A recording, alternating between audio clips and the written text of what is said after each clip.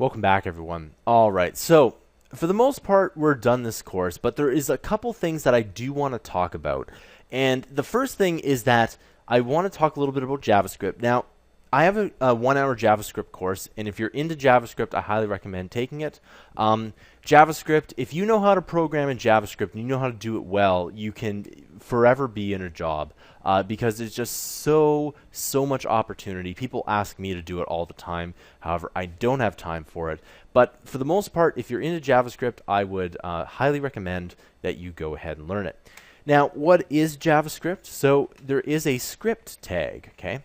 And if you just type in script and /script, okay? And that's pretty much all it is. I'm just going to move this down a bit, okay? And just make sure you do that with the tag.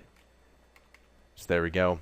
And one thing about the script is, well, what do we do with JavaScript? Well, the way you think of it is HTML displays what you need to do. CSS designs and styles what you do, and JavaScript adds functionality to it. So if you wanted to, let's say, make a calculator in JavaScript, it'd be a lot easier than in HTML. I mean, it's not impossible in HTML, but you know, JavaScript adds that kind of computing functionality to your web page. Now, the other thing is that JavaScript is not Java. Those are two different programming languages, just so you know.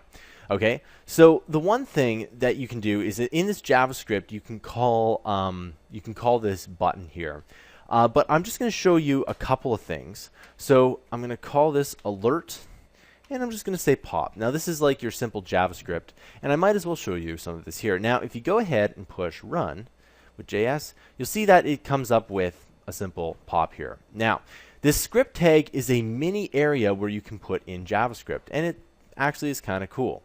Now, if you hop over and click the JavaScript, you'll see that when you go run with JS, it does the exact same thing. And by the way, I just copied alert pop over, and you'll notice that there are quotes in there.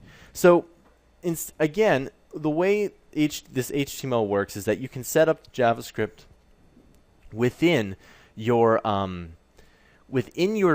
document, or you can pull it up in a separate JavaScript page. Now, the way this works is that you would technically call this JavaScript page to run the JavaScript code. If it was, let's say, you know, if you had several different kinds or several different files of JavaScript, you'd probably just call it up in the HTML. Or what you would do is you would just put in the script tag. Now, usually it's better to get a whole separate file. It's a lot cleaner, and a lot of beginner programmers make this mistake where they put everything in the same file, and that makes perfect sense when you're starting out, but eventually you want to make sure that everything's in its own separate file. All right, and so that essentially wraps up the course, and I'll see you guys in the next tutorial.